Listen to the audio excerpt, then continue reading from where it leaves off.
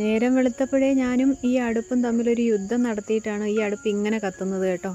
അയ്യോ, പിന്നെ കത്തത്തില്ലെന്നൊക്കെ വിചാരിച്ചതാണ്. ഗ്യാസും കൂടി ഇല്ലല്ലോ, ആകെ പെട്ടുപോയേനെ. ഇന്ന് ഒരുപാട് താമസിച്ചിട്ടാണ് ഞാൻ രാവിലത്തെ കാപ്പിയൊക്കെ ഉണ്ടാക്കിയെടുത്തത് കേട്ടോ. അടുപ്പിൽ പിന്നെ ചാരമൊക്കെ വാരിക്കൊണ്ടിട്ട്, അതായത് ഉണങ്ങിയ ചാരമൊക്കെ വാരിക്കൊണ്ടിട്ട് എങ്ങനെയെങ്കിലുമൊക്കെ തീയൊക്കെ പിടിപ്പിച്ച് കുറച്ച് മണ്ണെണ്ണയൊക്കെ ഒഴിച്ചിട്ട്, തലേന്ന് രാത്രി ഭയങ്കര മഴയും കാറ്റും ഒക്കെ ഉണ്ടായിരുന്നു. രാവിലെ മുതൽ, അതായത് ഇന്നത്തെ ദിവസമേ മഴയാണ് കേട്ടോ. അങ്ങനെ വിട്ട് വിട്ട് മഴ തന്നെയാണ്. നല്ല തണുപ്പുമുണ്ട്, അതിനോടൊപ്പം തന്നെ കാറ്റും ഉണ്ട് കേട്ടോ. എന്തായാലും രാവിലെ ഞാൻ മാവൊക്കെ അരച്ച് വെച്ചിട്ടുള്ളത് കൊണ്ട് തന്നെ അപ്പം ഉണ്ടാക്കി. സാമ്പാർ തലേന്നത്തെ ഇരിക്കുന്നത് കൊണ്ട് അതങ്ങ് ചൂടാക്കി എടുത്തു. ഇല്ലെങ്കിൽ ഇന്ന് ആകെ പെട്ടുപോയേനായിരുന്നേ. അങ്ങനെ കാപ്പിയൊക്കെ റെഡിയാക്കി, പാലൊക്കെ കൊണ്ടുവന്നിട്ടുണ്ടായിരുന്നു. അതൊക്കെ ചായ ഇട്ട് കൊച്ചിന് കാപ്പിയൊക്കെ കൊടുത്ത് അവളെ റെഡിയാക്കി ഇതേ സ്കൂളിലോട്ട് വിടാനായിട്ട് പോവുകയാണേ. തലേന്ന് കാറ്റുണ്ടെന്ന് പറഞ്ഞില്ലേ, രാത്രി വൈകുന്നേരങ്ങളിലാണ് കാറ്റ് ഏറ്റവും കൂടുതലായിട്ടുള്ളത് കേട്ടോ.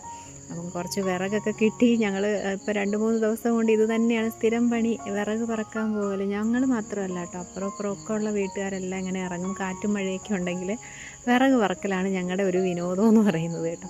പിന്നെ കുറച്ച് വിറക് ഞങ്ങൾക്ക് കിട്ടിയിട്ടുണ്ടായിരുന്നു. അപ്പോഴത്തേക്കും മഴയൊന്ന് തോർന്ന് നിൽക്കുന്ന സമയമായിരുന്നേ. വിറകൊക്കെ പറക്കി കൊച്ചിനെയൊക്കെ സ്കൂളിൽ വിട്ട് വീട്ടിൽ വന്നപ്പോഴത്തേക്കും മഴ അങ്ങോട്ട് തുടങ്ങി.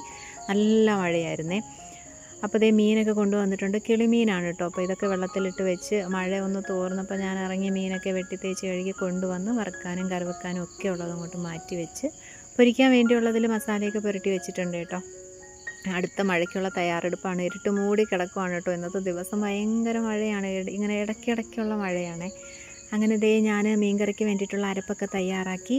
തക്കാളിയും മുരിങ്ങക്കായും അതുപോലെ പച്ചമുളകൊക്കെ കീറിയിട്ട് ദേ അരപ്പ് സെറ്റാക്കി അടുപ്പിലോട്ട് കയറ്റിയിട്ടുണ്ട് കേട്ടോ. പിന്നെ ഒരു അവിയലുണ്ടാക്കിയെടുത്തു, ഒരു ചമ്മന്തി അരച്ചെടുത്തു, പിന്നെ കുറച്ച് മീനൊക്കെ വറുത്തു. ഇതിനിടയ്ക്ക് എനിക്ക് വിശന്നത് കൊണ്ട് ഞാൻ അപ്പോൾ മീൻകറിയൊക്കെ റെഡിയായപ്പോൾ മീൻകറിയൊക്കെ കൂട്ടി കഴിച്ചു. ഇതിൻ്റെ ലോങ് വീഡിയോ നമ്മൾ അപ്ലോഡ് ആക്കിയിട്ടുണ്ട്. താല്പര്യമുള്ളവർ കണ്ട് സപ്പോർട്ട് ചെയ്യുക. അപ്പോൾ ഇത്രയേ ഉള്ളൂ. വീഡിയോ ഇഷ്ടപ്പെട്ടാൽ ലൈക്ക് ചെയ്യുക കേട്ടോ. അപ്പോൾ ബൈ.